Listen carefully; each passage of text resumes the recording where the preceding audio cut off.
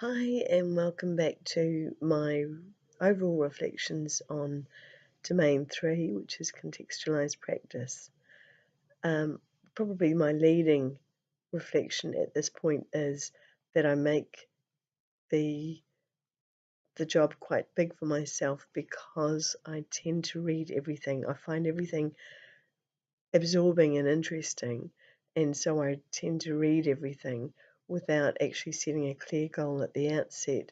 And so as I read, I'm trying to determine what my goals might be, and I get a lot of information, but then it's often hard to refine it down to what I want to present for my reflection. I found contextualized practice really interesting. It gave me a lot more confidence in having evidence to support some of the teaching practices that I've previously used and some of the teaching practices that I presently advocate for others to use. So it was really exciting to actually get evidence to back what a lot of my philosophy was, and a lot of that was just probably formed over years of teaching and my personal values. So building on Domain 2 with cultural responsiveness, I sort of have brought a lot of personal values and philosophy into my teaching practice. It was great to be able to look at contextualized practice, find history and legislation that reinforced a lot of what I felt. Um, to have the evidence there makes me feel a much more capable practitioner, and I've often looked at other people and thought they know so much, and now I can actually find where that information is and be able to help provide that to other teachers. So I'm really excited about that. I was especially interested in looking at some of the language around inclusiveness, and again I thought that built a lot on Domain 2.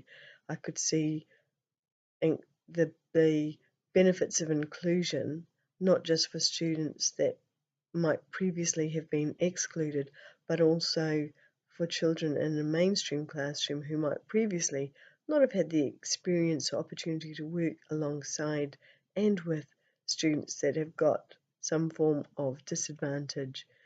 I really liked the readings around disableism, which were things I hadn't thought about, and I particularly enjoyed a clip that showed um, the disableism of people that were so-called normal in a society where the doorways and everything were made too small because they were for people in wheelchairs. And I thought that was a really good point to ponder on what disableism is and where it starts from. And that resonated really strongly for me. I really enjoyed hearing a lot about the personal experience of some of the educators that talked about uh, inclusive practice for them or for their children, and it made me reflect on experiences I've had as a classroom teacher and also reflect on things that I'm doing now where I was able to think, actually, that's opening some doors and that's worth continuing. So that's been really beneficial to me. And I loved looking at the learning theories. I really enjoyed doing the matrix of perspectives and found that I was very much in the interactive zone, and that I was able to look at Vygotsky, Bronfenbrenner, um, a lot of the other theorists, and use what they had said as reasons to support play-based learning, which is something I'm seeing happening in classrooms and seeing really effectively.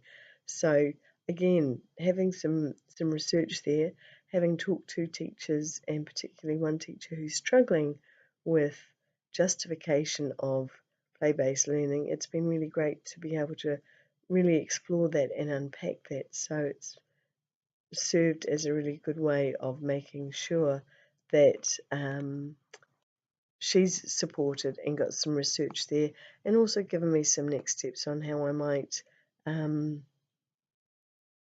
how I might go and make sure she's got information at her fingertips.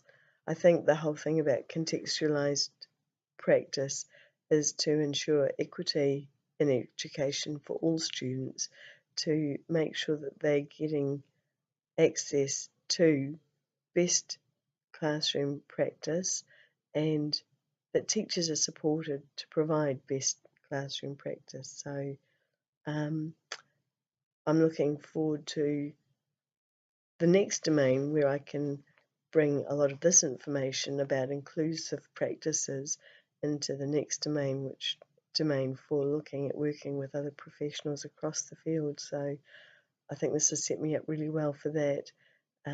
But my goal for the next domain is to start being a lot more selective, to set my goals earlier, and to be a lot more selective so that I can achieve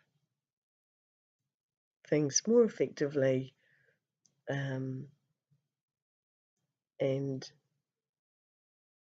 yeah, hopefully make it easier to access my journey. I feel like I've moved a lot on my journey in this domain. It's really given me a lot of learning, um, and I am keen to look at how I can take that into the next domain. So thanks very much, and I'll see you next domain. Bye for now.